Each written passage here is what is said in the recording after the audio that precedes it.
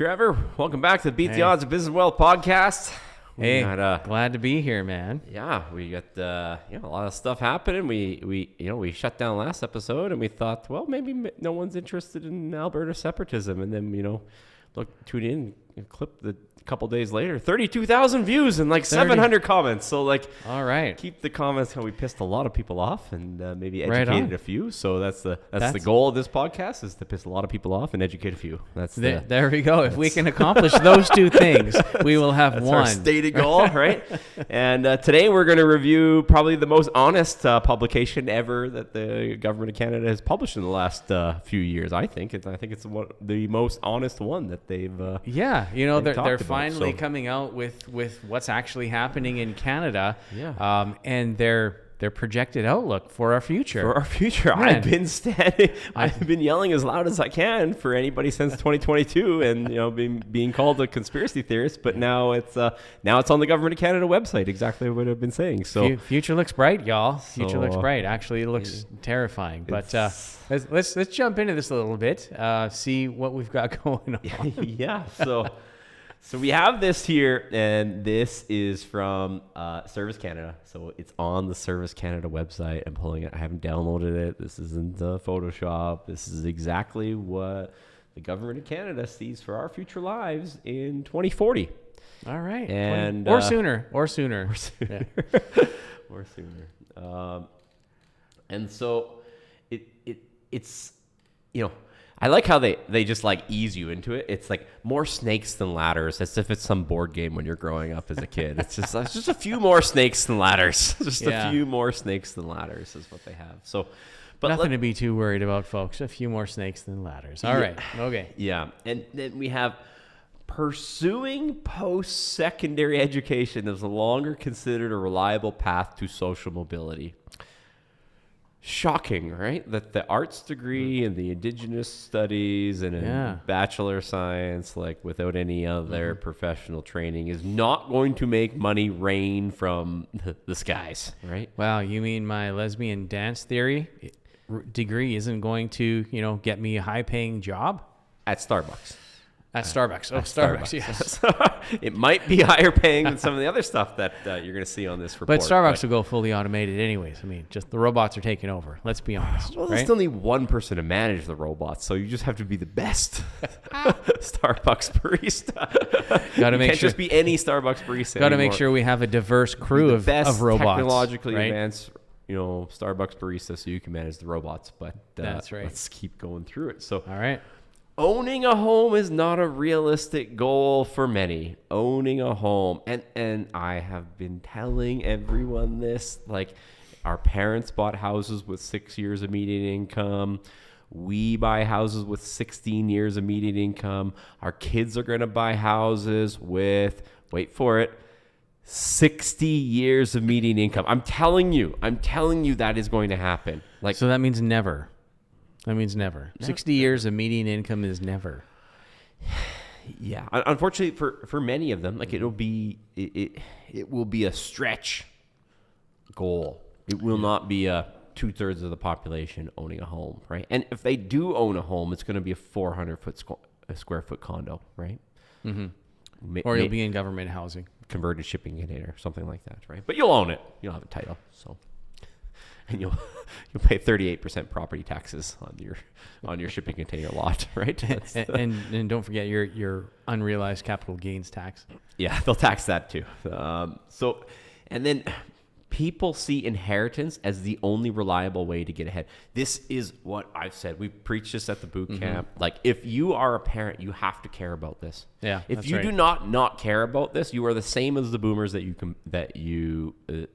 complain about.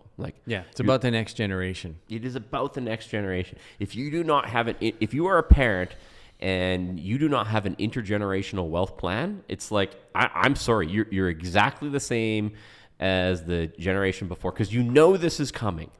You're being told this is coming. You have to have a plan, okay? So you can see this as people see inheritance as the only reliable way to get ahead, and you can complain about that I don't have an inheritance, or you can get on your horse and make sure your kids do. That's right. I'm sorry, people, your RRSPs are not an intergenerational wealth plan. They're a wealth confiscation plan, 50% at the end. Like, that's just how they are. That's not an intergenerational wealth plan. So, and you know that we go further. It's like social siloing. People rarely mix with others of different socioeconomic status. This is a real problem. Like, when we're trying to help people build wealth, and they think that they're selling to the middle class, but they don't realize that the middle class is getting crushed. If you're selling business to consumer, the middle class is getting crushed. And people are designing these businesses because usually they're starting at the bottom and they think they're selling to the middle, but they don't realize that the middle is broke and they have to sell to the top 20%. Yeah. But they've never even, they've never even commingled with the top 20%. They don't have no experience about like what actually they want and what they don't want. And it's like you're trying to sell to aliens sometimes. And it's a real issue for business owners who are actually trying to build businesses, especially in the business to consumer I had an space. interaction. I was at a barbecue store just a week ago, and the salesperson there was selling to me from his perspective. Yeah. So he was trying to sell me something, but I was asking him questions about smokers, right? Yeah. And rather than pointing me towards the most expensive smoker and showing me all the features and things, he was trying to like save me money. So, this one's expensive. This one's cheaper. This one over here is cheaper. He was trying to sell to me from his perspective. And it was very eye-opening to me. It's like, I'm not really looking at the price at the moment. I want the best features, functionality, what's going to do it for me. Am I going to have to replace this thing in a year? Like, what is that? And he was trying to sell to me, like trying to save me money as he's trying to, be my trusted advisor. It's like, dude, you're missing the boat. I wanted to kind of coach him and counsel him there and say, dude, you're going to get fired if you keep doing that. But they won't, but the owner probably thinks the same way. You know what I mean? Like they don't realize. It's like my example at the car dealership, one of my windshield replaced, right? Right. And they call me up in the middle of the day. Like, I left the work order, just replace my windshield. This is what I want done. Just replace. They call me up in the middle of the day to say that, we don't replace the windshield here. We have to outsource it to a glass shop. So if you get us to do it, it's going to be 20% more. So first of all, like, I have to field this voicemail. And then I have to try to call them back, and of course they're not available at that time. And I have wall-to-wall meetings, and everyone's seen my calendar. It's like 8 a.m. to 7 p.m. Like So I'm trying to, do this, and finally, like, I actually, get on the phone with this lady, and they think they're doing you a favor, and I said, like, can you please replace it? Because if not, I have to pay one of my staff members to go Uber over there and drive my car to a glass shop and then drive it back and then Uber back to the office. Like, that's right. Like, whatever you're going to charge is like fine. But they don't know, right? In their mind, they were saving me some money. That's right. So really the disparity between rich and poor is going to become even more pronounced, right? It's going to be rich, poor, then nothing in between. And it's hard. And it's hard to get that upward mobility because they don't even understand the other group, right? What's funny is, like, years ago when Robert Kiyosaki was saying these things, is that, like, there's going to be no middle class. It's going to be rich and poor. And this was 20 years ago when I was listening to him say this. I was like, come on, there's no way. There's no way that's going to happen. But here we are, folks. And this is the outlook that the Canadian government has for Canadians. Yes. So let's take a deeper dive. You can't be calling me. I've been saying this for 2022. The value of human labor has shrunk because of artificial intelligence. And so, like, I'll give you the real example where this is going to hit in the next 10 years is, like, I would imagine I think there's at least 400,000 drivers in Canada, whether it's Uber drivers or Skip the Dish, whether it's full-time or part-time. It's like at least 400,000 drivers in Canada.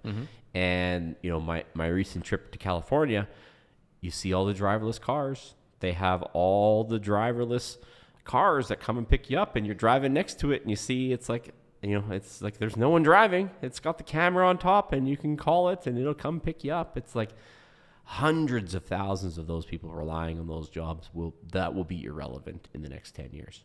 Like, that will be irrelevant in the next 10 years. And, like, the thought that you can just learn something and do that thing for 30, 40 years, it's like that's not going to happen anymore.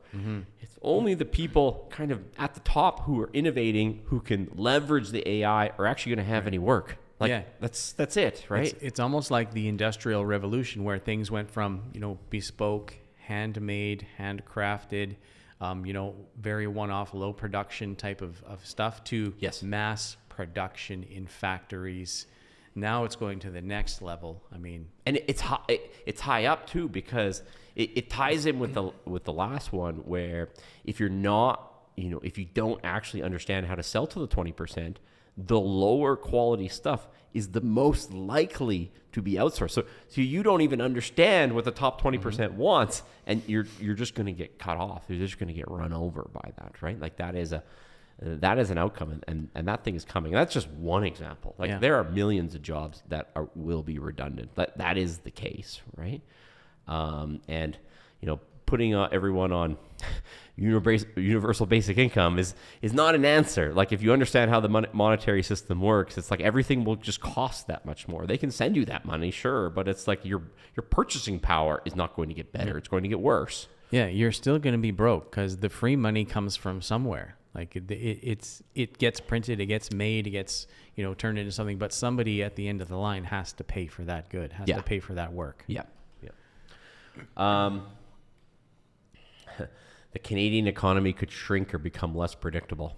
Could. I think we're already there. That's not an outlook. Like that's we're already there. 6.9% unemployment. Was the print today. Yeah. That was the news. Wages today. have come down. Prices didn't come down. Prices went up, but wages came down. So. So wages down, unemployment up. Yes. And can't wait to see what those inflation numbers are going to be. That's going to be interesting. Yeah. Isn't it? Yeah, it will. Yeah.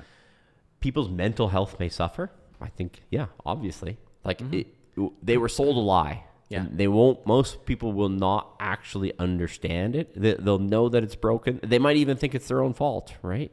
They think that it's their own fault. Because some of them will do exactly what they were told, and it won't work for them. Yeah, I didn't get a DEI degree, so that's why I'm broke. It's like, no, it has nothing to do with it. Yeah. You didn't learn a valuable enough skill to keep you employed or to start a business or, insert, valuable skill that people need.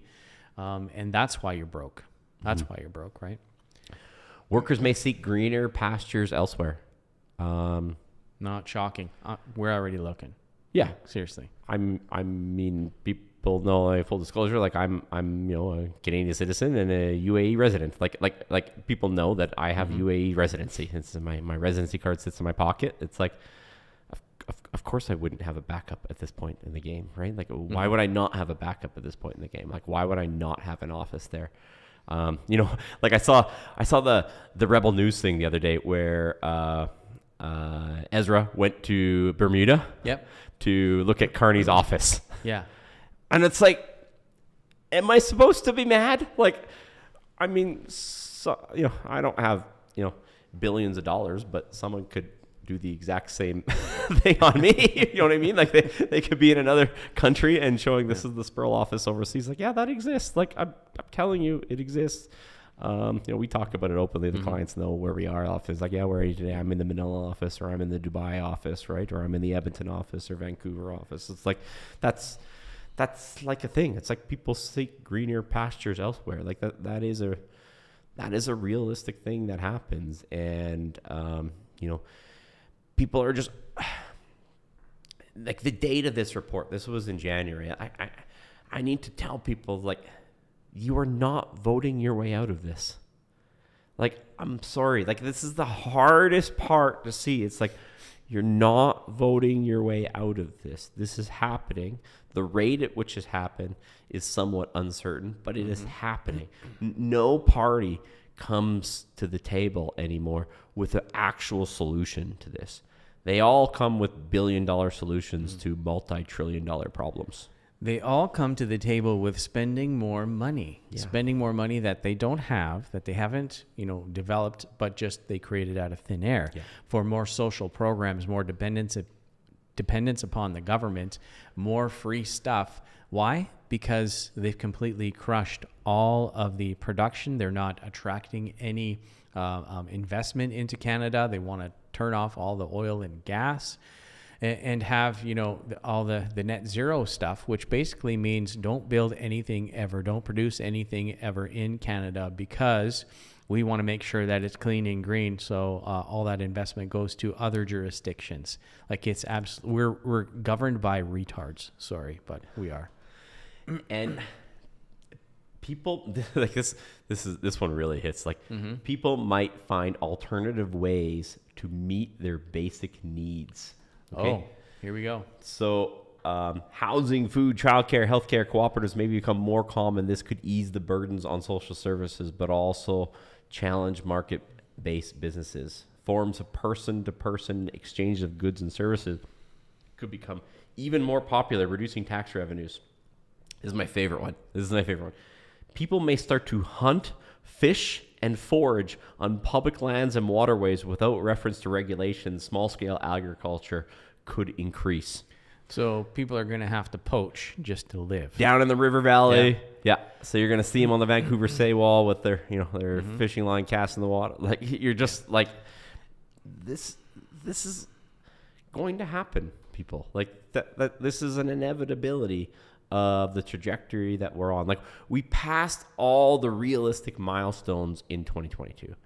They spent an outrageous amount of money in 2022.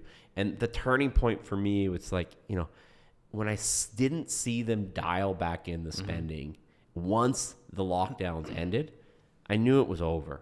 Like I knew it was over. It didn't matter what they say. No one was talking about it. People were talking about getting back to work and back to normal or the new normal, whatever the heck they wanted to, but no one was talking. It was like, we just blew through every monetary goalpost that there was, and the trajectory is like, there's no stopping the train at this point, right? And so many businesses closed down and they're not reopening. We have less businesses now than we had in 2019. Yeah. Entrepreneurship is way down. With a massive, like a much bigger population. Yeah. We have since 2019, we got, 3-4 million more people and less businesses, a couple 100,000 less businesses than we had in 2019. Like that's a real thing, people. Like there's no turning that ship around, right? There is hope for you. That's why I do this. It's like all of the solutions are unelectable. Like no one would even breathe the solutions that would actually change this, right? Yeah, I think it needs to be said, no one is coming to save you. No one's coming to save you. But like there is a life raft, and it's big enough for you and your family. You just have to come to the realization. The important part is coming to the realization is like, no one is coming to save you. You're not voting your way out of it. It didn't matter how that federal election went. And even our last podcast, people watching, it's like 32,000 views. It's like, I'm sorry, I'm willing to piss people off because they think that Danielle Smith is going to separate or join the 51st state tomorrow and it's going to work. No, there's going to be more people, foraging for food on public waterways than are going to be saved by Alberta separation, because they're not even taking the realistic steps for it. So, and I'm trying to shock people, and I don't care if I piss off 99, because I'm looking for the one that's like, I get it. What do I do? Like, I get it. Like, how do I get my family out of this? Right. Yeah. That's the point to me.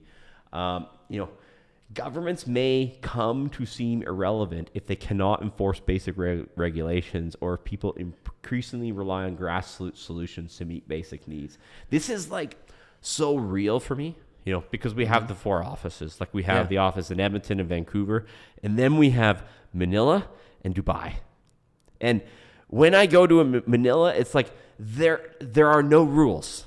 There are no rules. Like locals have, told me, it's like, be very, very careful crossing the street, because you may get run over. And if you get run over, they're not going to stop, and no one's going to look for the person who ran you over. Like that is the type of no rules that happen in other countries. And people who haven't traveled to poor countries, it might not be real for them.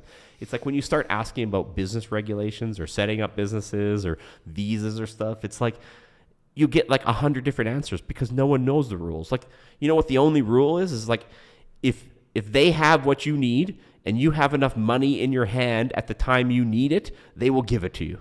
That is the rule. There you go. That is the rule in a poor country. Like, that's how it works, right? He who has the gold makes the rules. And unfortunately, it's not even like a nefarious thing. It's just like the rules are so far removed from their daily life that even, the lawyers and accountants in those jurisdictions don't know them because they're irrelevant. Because they're not enforced. They're just not enforced, right? They're just like not enforced, and it becomes very real when you travel to a third world country, like how much those rules aren't enforced. And like, I can see it here, right? I see how the rules are enforced in Canada versus how the rules are enforced in the UAE. It's much different. They're enforcing the rules, right? Yesterday we had a homeless guy, out in the office. Like, he was out sleeping out front of the office, like in our little vestibule thing, right? And the staff were like, "Is this okay?" It's like, "No, it's not okay." And I went out there and I threw him out because I was already pissed off because I had just met with the freaking city tribunal because they're trying to tell me how to use my land. So I needed something to as an outlet anyways. So this was okay for me. So I got this guy out of the vestibule, but that would never happen in the UAE. Like, it would never happen. Like, here, I can't call the police because they'll take hours to show up if they show up at all. There, it's like they would show up and you would go to jail. Like, you can't just get cracked out and collapse on someone's front vestibule. Like, you just can't do it, right? Yeah. So you just start to see how the rules can't be enforced when the monetary system deteriorates. Like, you can complain about the police departments all they want, but the governments don't have enough money to administer the services that people want. They won't have enough money, and that's a realistic. The police aren't going to go chasing, who hit someone in Manila traffic because they just don't have the resources.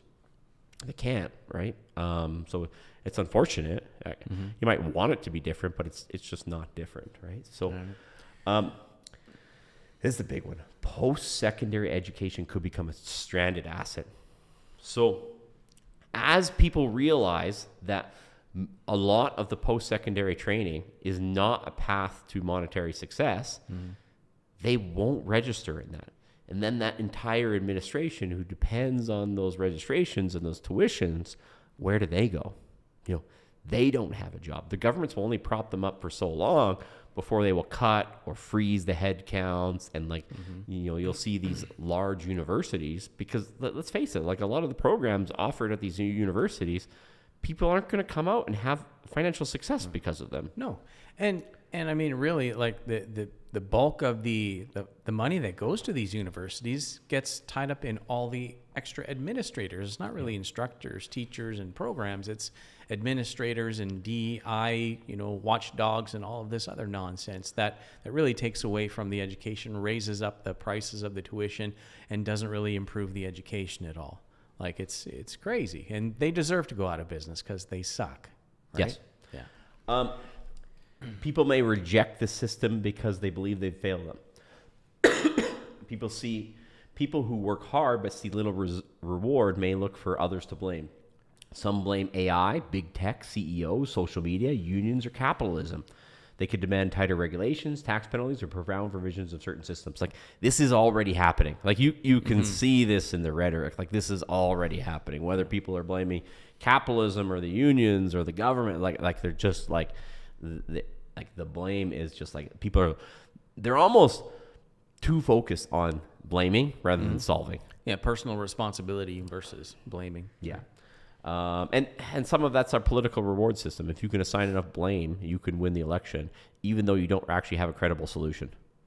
Like, that's kind of the outlook.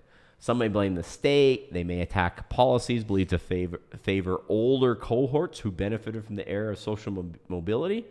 In extreme cases, people could reject the state's legitimacy, leading to higher rates of tax evasion or other forms of civil disobedience. Like, Amen. Let's do it. I mean, I'll go back to the example in the Philippines. Like, most people don't file their taxes in the Philippines. Right.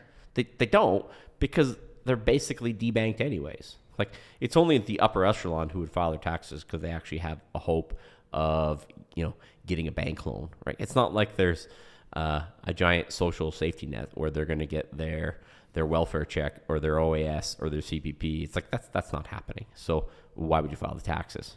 Like there literally is no benefit. There's no penalty. There's no benefit. It's just like, in fact, it's comical how they have to file their taxes there. It's like they actually have to book an appointment and go in for an in-person appointment. Okay. Like there's no e-file or anything. It's just like seems efficient. It's so wild, right? And so it's just I just see this because people think that this is the only way in the world, and I spend so much time in one jurisdiction that's like so far at the bottom of the spectrum, and then I spend a place like Canada that's kind of in the middle. People think it's an upper echelon. It's not. And then I spend time in a place that actually is an upper echelon, in Dubai, where the GDP per capita is like 80,000 compared to Canada's 50, right? Compared to the UAE, where it's like 5, or the Philippines, where it's like 5, right? So you got 5, 50, 80, and you can just see the differences between the three. Others may choose to blame immigrants or other identifiable group if such scapegoating becomes widespread. It could generate serious social or political conflicts. Like this, we're already happening. We're already here. We're already here. And so this is no longer this is not conspiratorial. I remember I had a meeting once, and I had a meeting before I went full scorched earth. I had a meeting with a long-term client, and she said, Josh, I know you don't do meetings anymore, but can you come meet my RBC advisor? This was the last meeting I ever had, in-person meeting. And I was like, why couldn't I be there? Yeah. A client had a 7-figure portfolio, and they were moving her from the branch level to the PH&N. Like basically to their wealth management, the smart wealth management division, right?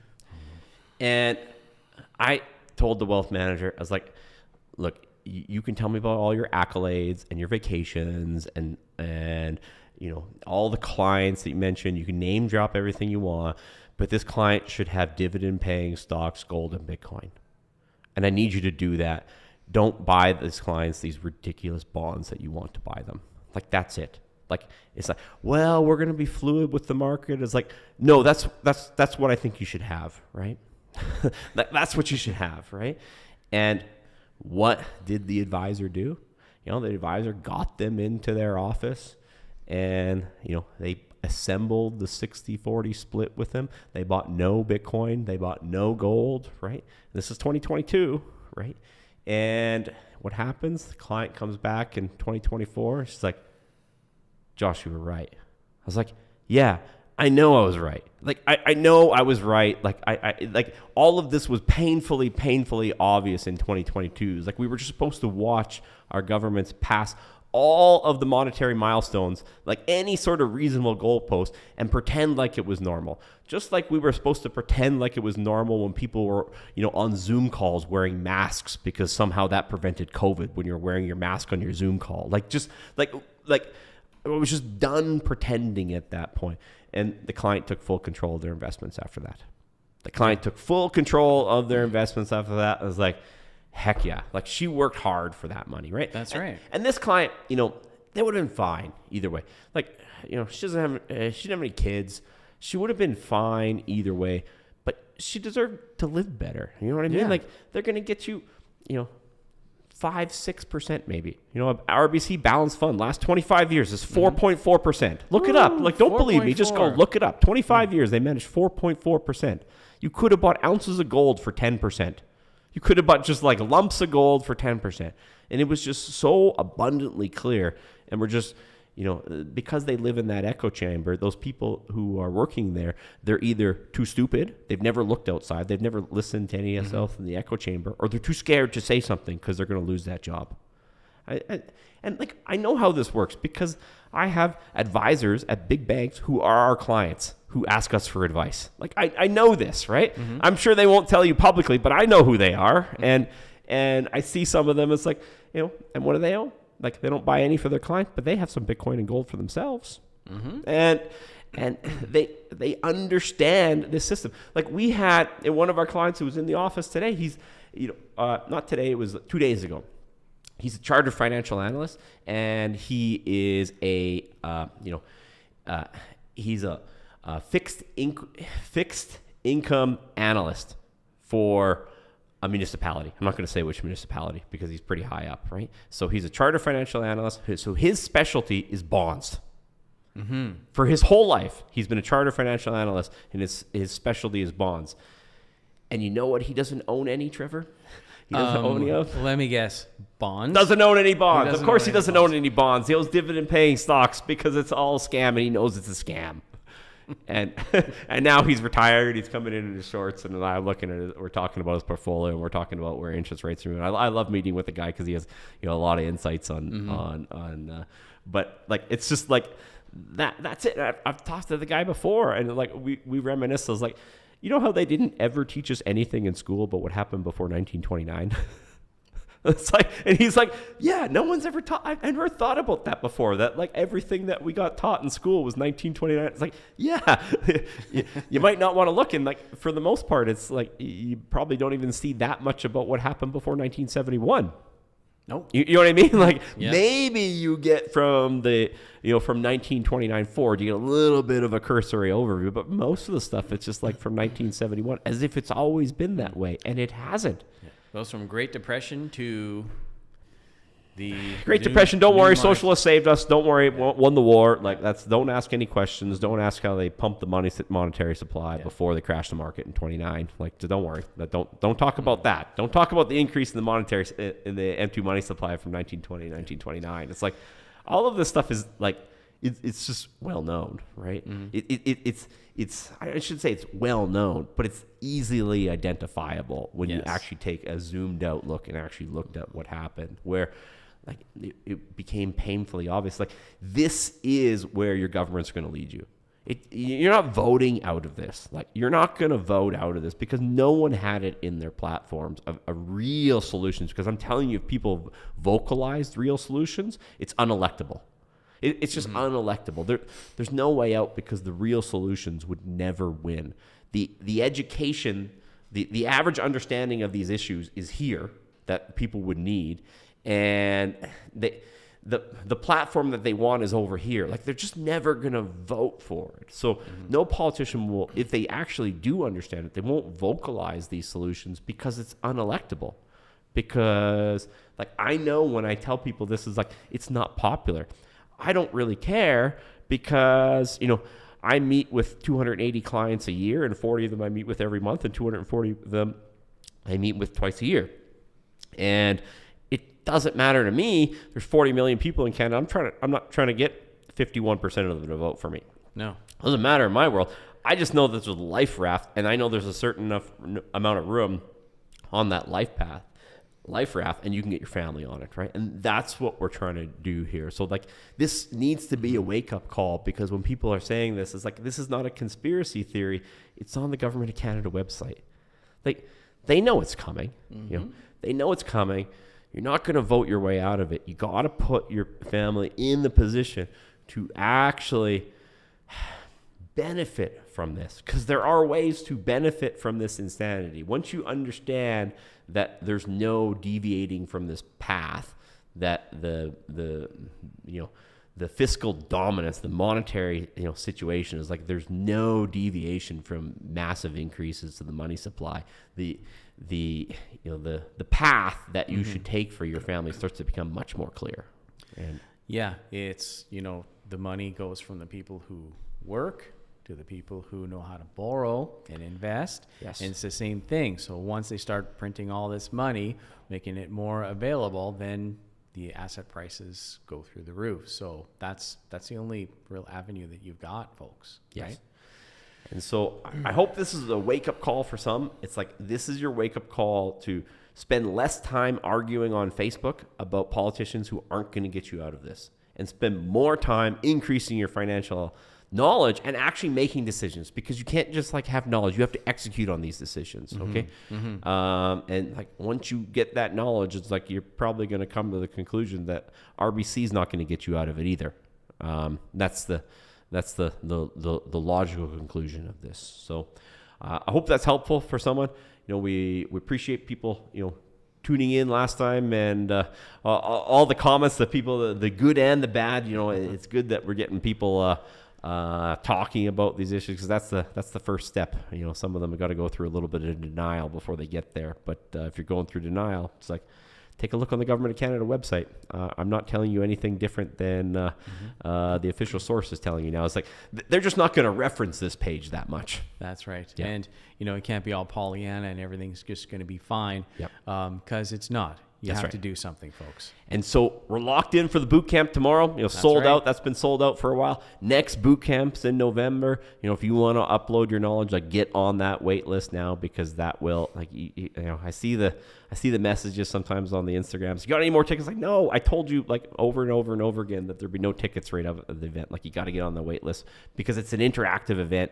And like I said, there's only so many spots on the life raft. I want to have enough time to actually answer the questions so the people are there. And if we have too many people in attendance, it doesn't become an interactive event. It's less helpful for the people that are there. So, but I'd like to see, you know, some new faces next time. So looking forward to that, Trevor. And I guess we'll be there bright and early tomorrow. Hey. All right. Yeah, looking forward to it. It's going to be an awesome event, and hopefully we'll see you guys there at some point. See you next time.